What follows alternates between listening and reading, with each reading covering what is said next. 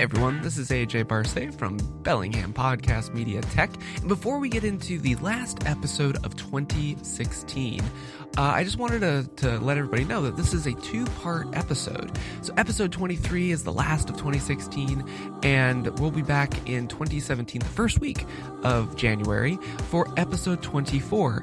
And when Chris and I recorded this, we kind of went long-winded, which is rare for us because we're usually pretty snappy when we record these.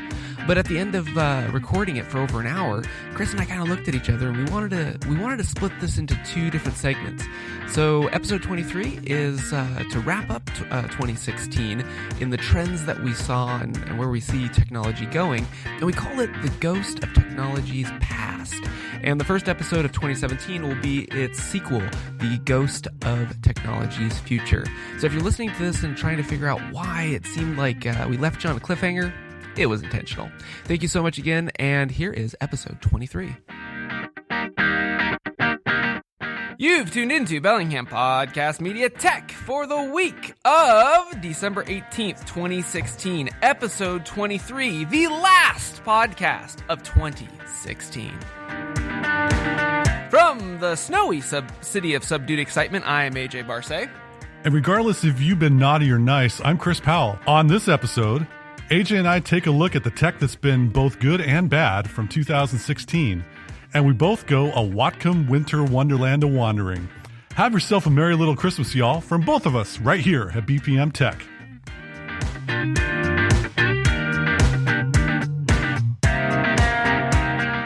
Jack Frost nipping at your nose. Scraping the sidewalk. Hey, how you doing, Chris? I'm doing fine. Merry Christmas and happy holidays and all that other stuff to you. Oh, gosh, golly. Hey, I don't know about you, but it is frigid cold out. Yeah, we are blessed to be indoors, that's for sure. Yeah, it'd be cold out. Apparently, we got another dose coming in. So as we record this, we've already been past the 2 days of snow, and now we've gotten into the, 25 degrees outside. Yeah, wind chill 16. Yeah, so as you listen to us on KMRE 102.3, please have both hands on the steering wheel at all times and give yourself ample braking distance. We now know what Planet Hoth feels like. True story. So in this episode, this is indeed, I can't say this enough, this is the last episode of 2016 for BPM Tech. Boy, howdy, it's been a heck of a year for the podcast, and thank you for all of you out there that have downloaded or streamed or listened to us or read about us or subscribed to us. We appreciate it. Thank you very much for being a part of this wonderful little project. Yeah, and we look forward to hearing from all of y'all in 2017. So with that said, this episode is dedicated to not train spotting, but trend spotting. Trend spotting. So in 2016, man, there is, last episode you said, like, let's put a bullet in 2016, let's be done with it. There has been a lot this last year. Yep. And in tech especially, tech really got like the spotlight and then like the Marshall half stack plugged into it. Like tech has been more prevalent this last year than probably any other year in mainstream and counterculture alike. Like, it's been louder, it's been faster, it's been bigger, it's been more hyperbole, it has been echo chambered, more echo chamber. Echo. Exactly. And so some of the products that we had discovered or had been reading about ad nauseum, we're going to talk about. So yeah, this is what some of the things we've discovered here in 2016. Yeah, and looking also, seeing what trends have happened and where these trends might or may not go into 2017. Now, full disclosure, Chris and I are not from the future. We do not own a DeLorean, so we don't know whether or not 21.5 gigawatts is going to be worth anything next year, but this is what we're kind of foreseeing. Starting up, wearables. The things that we have on our wrists, on our hips, on our ankles, on our... Whoa, on our ankles? On our ankles. There might be a legal thing with different that. Different kind of wearable in that My bad, case. my bad. But no, mainly watches, smart watches, or other kinds of ways that you can track data about your fitness levels or other tech-related notifications. Yeah, this year it blew up. I mean, it was ramping up last year, Apple getting into the game, and Pebble, poor Pebble, RIP. But at the time of this recording, Pebble has now officially been folded into the fold of Fitbit. Yep, Fitbit has eaten them, as do many big tech companies. They'll go after someone else. Yeah, but I mean, here's a perfect case in point. Here's something that was a darling of Kickstarter, getting a huge community backing. They're just ready to roll out with their next version of it, and here comes Fitbit, chomp chomp, nom nom, and then we have now Pebble Fitbit. Actually, I guess there is no Pebble. I mean, the Pebble brand is totally now being demolished. Here is something to point out. Like, what you are investing in, technology-wise, hardware-wise, is now here today, gone tomorrow. You and I have talked about this with services. Like, where is your data going and who's storing it? But now we have to worry about hardware. Yes, and we cannot expect. So many times we get asked questions as professional technologists. Will this be able to last me a decade? Will this be able to last me 5 years? Ladies and gentlemen, we cannot guarantee that anymore. This has been going on for some time. Thanks to some big tech companies, we have been society has been cattle herded into almost a 2 to 3 year replacement cycle. 24 months. Solid 24 months. 24 months. Biennium. Is that the correct thing for it? Yeah, I don't know. sure. Check for Webster Dictionary. Right. But I would say these aren't cars. They will not last 20 years. I mean, think back into 1996. What was technology like? Well, 20 years later, here we are. Yeah. So we need to get into a mindset that this can't be forever. What will be the new shiny today will be discarded in a good presidential term of time. And so this good analogy. Well, thank you. But we just need to be in that mindset, and the same thing with software as well. But in this case, we're talking about hardware. Yeah, this last year, it just was astounding seeing all of, first of all, having so many wearables come to market. We had even heavy hitters, like a couple episodes back, I mentioned about the Swiss watch industry. Yep. And it's funny because the Swiss watch industry kind of has been out in the wings when it comes to smartwatches, because they're all about horology, and see my previous posts and rants and podcasts on this topic. But we saw Tag Heuer enter the game with their the Tag Heuer Connect.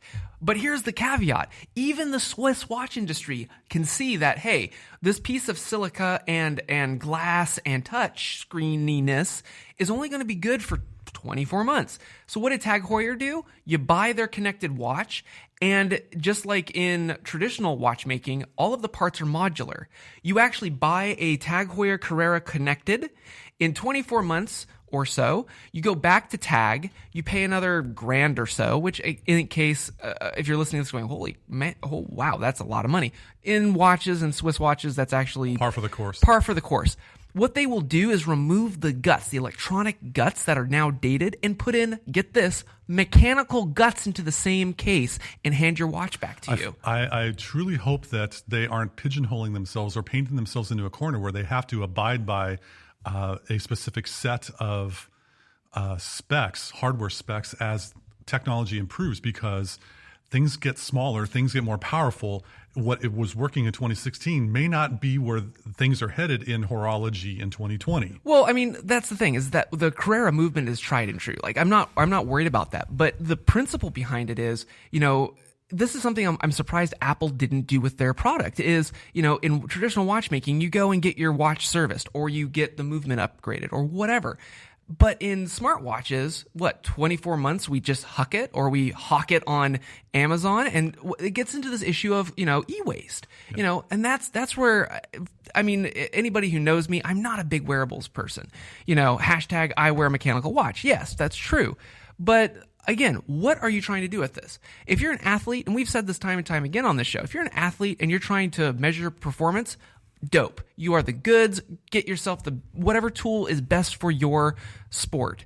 But I feel like going into 2017, are we going into data overload? What are people doing with their steps? Well, they're tracking their steps, which is synchronized with their phones, that they can tweet about, that they can Facebook post about, and look at how healthy I am. Mm-hmm. Unfortunately, I just find that we are tracking too much of our lives, and with everything being discarded after a biennium, I'm going to go for it and say that is a 2-year time frame. Chris Powell approved. It's turning out to be playing to Apple's game plan.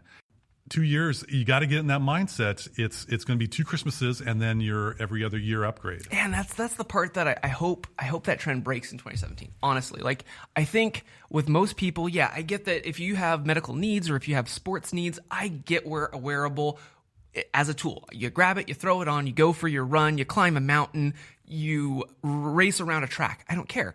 But the thing is that like most people, I know a lot of people that track their daily steps, they're whatever. And it just goes into like Apple Health or Google Health, and there it lies. And they don't hand it to their doctor. They don't do anything with it. So why spend the $200 or $400 in the case of the Apple Watch to have it for your everyday thing? To see notifications on your wrist? I don't get it. Perhaps, and here's a theory, for what it's worth, some people may be doing this because they want to feel better about themselves. Sure. And they want to see some kind of tangible reward for the work that they're doing or the fitness that they're doing, because they may not be receiving that in their general life. And here's a way to have a self high five to say, I got my 10,000 steps. My wrist just vibrated. Yay me. So that could be a part of the sociology evolution of where we're at. Now, I had my dalliance with the Fitbit for a good half a year or so, and I got the ins and outs, mainly because it was something I wanted to go down the rabbit hole with and to advise clients with. What are you going to get yourself into? Which one should you get? There may come a point, especially next year, when certain deals are made and certain things are signed into law or certain acts are repealed, those devices may skyrocket in price. And so I don't want to pull the pin on a conversational grenade right now, but we may want to be very cautious about what we purchase and thinking, will this be something that I will actually get some solid return on investment with? Yeah. How is this helping enhance my life? And if it gives you a psychological boost in your self-esteem, great. If you're not really seeing that, or if it's because everyone else is doing it, for what it's worth, folks, if you're thinking about getting a fitness tracker, you don't have to really go digital. I have a secret tip for when you may have reached a level of fitness. Your body gets tired. Your hips and legs get tired from the steps that you walk. I've noticed this. Every time my wrist vibrates, I do a little self-examination. I examine myself. I say, self, how you feeling? And self says, hey, dummy, my knees hurt. Sit me down for a while. So again, we kind of went down a tangent, but wearables always gets my goat. It's just one of those tech topics where I just expect more, and I don't mean more as in more waste and more waste of time and data and money. For perhaps in 2017, and no, I'm not going to talk about resolutions, but let's just talk about something to shoot for in 2017. Instead of telling you or making a resolution that you're going to exercise more and lose weight, why don't you just get outside and why don't you just move your butt every day? What can you do to move your butt? And you don't need some kind of device that synchronizes with your phone or your computer and is able to be tweeted and posted and snapped and Instagrammed onto your social media outlets. Do it for yourself. You matter. Your health matters. To avoid any kind of medication or other kinds of debilitative state matters. And so as we continue to work on ourselves, get out there. I'm done with my sermon now. Thank you very much. Wow, that was a classy BPM Tech mic drop. I don't know about that, but anyway. Speaking of BPM Tech, if you are listening to this, you are also listening to BPM Tech on KMRE 102.3. Hello, folks on KMRE land. So the next bit that I've got is looking at, are we in a post-apocalyptic PC era that the sage Steve Jobs once predicted? Are we there, Chris? Are we there? Are our computers attacking us like Maximum Overdrive when the vehicles attacked us? I was thinking more like Max Headroom. Max Headroom, quite possibly, but we are on the verge, as we have been for many years. When I think the Gutenberg press first got invented or distributed. Those were the days. The 1600s. Society was going to be wrecked because of the distribution of thought and idea. Well, we're here in the mid-2010s, and I see computers and technology augmenting our lives. I don't see it turning into the Matrix just yet. We have a lot of ways to make life easier with the hundreds of dollars that we're spending on these devices, but I don't see it really other than in attention, sedentary life as we're sitting there looking at a screen, not moving, or looking at our televisions or our tablets or our laptops or monitors. It may be debilitating as far as the lack of human interaction we're having. Wow, I'm really going off on a sermon. Wow, I here. poked the Chris on this one. I didn't realize this. Keep going. Well, how do I feel about technology, Chris? Well, I'll tell you how I feel. I think it's disconnecting us. I think it's making us lazier because so much stuff is being done for us. Other than your spouse's phone number, what other phone numbers do you have memorized in your address book on your phone? My office? That was rhetorical. Oh, okay. Anyway. You're looking at me. I don't know. No, I was just waiting. Tick, tick, tick. None, right? Okay, so we need to engage ourselves in a little bit more activity to better enhance ourselves as humans. An apocalypse is a total decimation of society, I would think. Until someone throws an EMP into the grid, I think we're still going to be evolving with technology, but I don't think we've awakened yet. The water's getting boiling in the pot, and we're the froggies kind of sitting in there going, gosh, it's sure is toasty in here. Wow, I did not realize that topic was going to get you. Well, so on that same thing, so we're getting more disconnected and looking at this maybe post-apocalyptic PC era is probably not the best way of phrasing this, but do you feel that more and more people are just gravitating towards their mobile device as opposed to a, quote, traditional sit-down experience with their computing? That's a very good question. I think I have been one to notice this trend a lot. The days of sitting at a desk with a monitor, a keyboard, a mouse, a tower, and a lot of cables behind the desk are starting to wane. We still have screens, but they've shifted from a 21-inch CRT monitor onto our sofas with a 5.5-inch screen, a 9.7-inch screen, a 12-inch screen, a 13-inch screen, and it's more portable wherever we're at. Now we have that option. I see a transition into where we are using our technology. It's not sitting in a desk. It is on the bus, in the car, in the restaurant, in a coffee shop, elsewhere outside of a dedicated office space. So on that same note, like looking at 2017, two things immediately that I see is going to be an investment for many people is one, that Wi-Fi router that you probably bought like 5 or 6 years ago. More and more devices in the home. You're going to see that your blazing fast insert brand of, ex-Schminify internet that you're purchasing drastically getting bottlenecked right there at that home hub. So looking at 2017, like I think Wi-Fi and the protocols around it, it's not going to be just about speed, but how many devices can that hub hold at that speed? The other thing that I see going forward with this also is your data more and more, and you kind of hit it on the head a little bit going in looking at the next 4 or so years.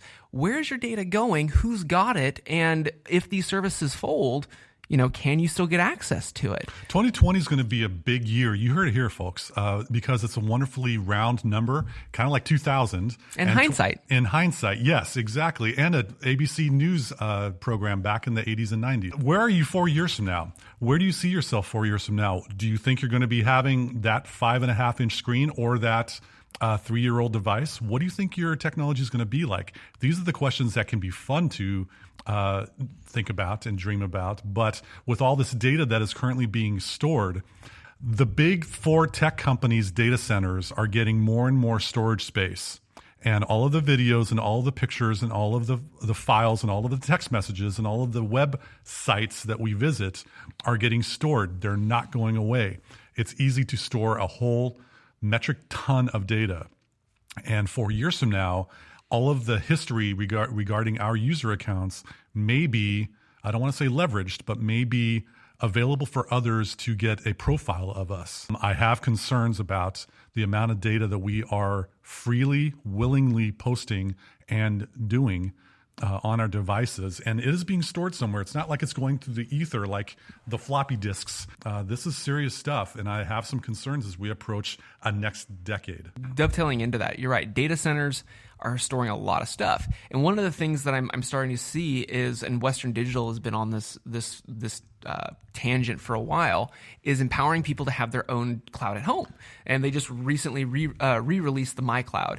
I'm not saying it's the best NAS in the world, NAS meaning network attached storage, but I remember 4 years ago, one presidential term ago, having a NAS was very costly. It was costly to upkeep, and you had to be a little bit of geek to really get one going and be certain that RAID 0 versus RAID 1, what does that mean? Like, you had to know a little bit of geekery.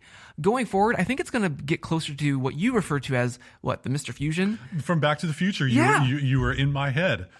That's where I kind of see this going is that more and more people, as we are amply connected and stuff, I think going forward, I'm hoping more and more people look towards storing their own data and kind of think local, as it were, with your data and keeping it maybe with yourself and not necessarily out with everybody else, where companies like Facebook and Google are taking your stuff and monetizing it to the tune of, I don't have my stock app open, but I imagine Google's around $600 a share for that free email that you have, or that cute post of your favorite niece or nephew on that big blue bar social network that we call Facebook to the tune of $110 a share. Mm-hmm. Like, again, these companies we are the cattle, as it were.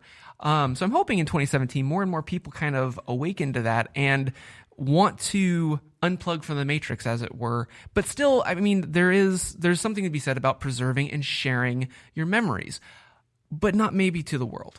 Well, I think I think I can speak for you, AJ, that we are both advocates of protecting your data, protecting your files, especially the financial data, protecting your memories in photo formats, protecting your music that evokes such emotional reactions in some cases, protecting your videos of loved ones and TV shows that you love. The companies that give you free accounts may not necessarily have your back when it comes to protecting your data. We've seen far too many times, just as we talked about with Pebble getting eaten by Fitbit. What happens when a company that you decided to store your photos with suddenly decides to shutter with 2 weeks' notice? Oh, that hits me deep. From 2016? Thank you, Chris, for reminding me about that. This is the ghost of technology past. But I think the main point that we need to consider is we need to have our own data source. While it's great to have something available on the internet, we need to be able to have something that we are in control about, because the more we give up our control, the more that we are susceptible to being leveraged against our will. So, Chris, shall we look at a Subdued app on tap? Let's shall. So, for the last app of 2016, what have you been messing with? So there's not really an app per se, but there's a website. As we're approaching a new year, we have an 800-pound gorilla that we carry around with us all the time, and it's called email. And what I'm thinking is, if you go to this website called newoldStamp.com, trust me on this one, folks, it's a valid site. NewoldStamp.com. No, it's not for philatelists. It's a way to get yourself an email signature, a professional-looking email signature. For those of you that are in the workplace and are professionals, here's a way that you can get a nicely formatted signature for your emails. Now, there's a free one. It'll say, powered by New Old Stamp, or there'll be some kind of signature, advertising on there. But if you pay $2 a month, you can get one signature for yourself. How many signatures do you need? You don't have that many personalities. You can have one for most of your emails, and it's $25 a year. What a great way to elevate your presence as you're sending emails out or advertise things inside your signature for something that you may be working on. $25, newoldStamp.com. That's cool. I've never heard of them. Well, there you go. Cool. So this is a rarity for me. I'm actually been messing around with one of those old-fangled mobile device games. Really? Yes! I'm color me shocked. So this game is for iOS and Android. Android? Yes. You're talking Android. I'm talking Android. Hey, Android folks, AJ's got your back. Yeah. So it's called Abyssrium. Now, it stands for Abyss and Aquarium. Oh, okay. Okay, so Abyssrium. And you'll like it because what drew me to this and what's kept me playing it is honestly the ambient music that runs through the game. Interesting. So it's got this very zen, very much what I listen to when I swing by your office, actually. Yeah. It's really cool.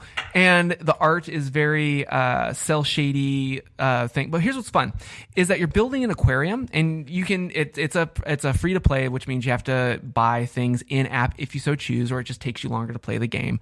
What's nice about it is it's not one of those obnoxious free to play games where it forces you to have to buy something. It's all about just taking care of an aquarium. And so you're this little coral, and the whole purpose of the game is to accrue vitality so that you can grow a more diverse ecosystem in your abyssarium. Huh. And it's just really dorkaliciously fun. What? Dorkaliciously. I'm a dork, and deliciously it's fun. That's got to be 4 words combined into one. Absolutely. Very good. Webster, if you're listening, that should be your 2016 word of the year. Yep. So dorkaliciously fun. Fun. Yeah. So, Chris, if somebody wanted to take a look at what you've been working on, or what you have been working on for 2016, so no, we're not done yet. Oh, wow. Okay. We're not You done just yet, jumped AJ. in. Yeah, okay. no, this is around the time where we usually wrap up the show. No, but you've been talking about this for about 4 months now, and I'm ready for it. So bust my chops about this whole podcast thing. It's story time here at BPM Tech. So, Chris Powell, one day, there was some... In January, there was some cacophony of echo chambery tech delightness, and I get a call. Actually, I don't get a call because you don't call. First, you text. Yes. So you texted, and you were going on about how this was just so abysmal. And so I called you, and I said, hey, you at home? Let me swing by. So I swing by your house. And so you go and you vent about this, and I listen to you, and I'm like, be careful. I might stick a microphone in front of you. And what did you say?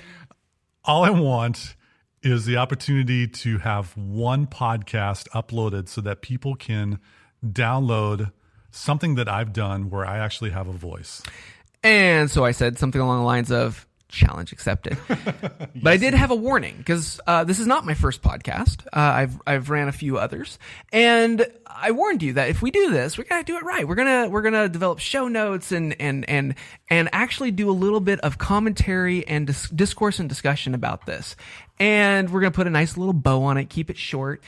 Because people's attention spans, we didn't want to contribute to the echo chamber, and thus BPM Tech was born. Well, you came up with the name for the show, which is wonderful. I mean, Bellingham Podcast Media. We talk about Bellingham. We talk about technology.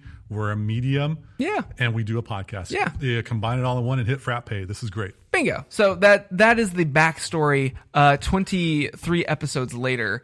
And how many more in the future? Don't know. We'll see. Here's to 23 or 24 more. Here's to 230, 240 more. It's been an absolute pleasure because I get a chance to talk about something that I love. That's technology, and talk about the place that I live, and that's Bellingham. And I get a chance to be heard and not condemned or made fun of or judged or ridiculed. Now, whether or not you listen at home and you're like, this guy's talking out of his rear, that remains to be seen. But AJ, thank you for all the work that you've done in editing and mixing down and getting our sound levels all set up and uploading and getting all that artwork and everything like that. It takes a lot of work to put on a podcast. And I just am thoroughly thrilled that we're into the 20s with this. And there's never a lack of something to talk about. No, of course not. And also, with all of that said, thank you, Chris. The other thing is that we're also very transparent.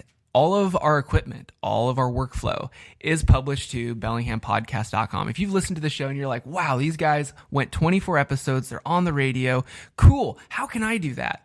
If you go to our website, I think it's like the first or second post after my doodle of doing the logo. We talk about this at conference. We talk about these in classes.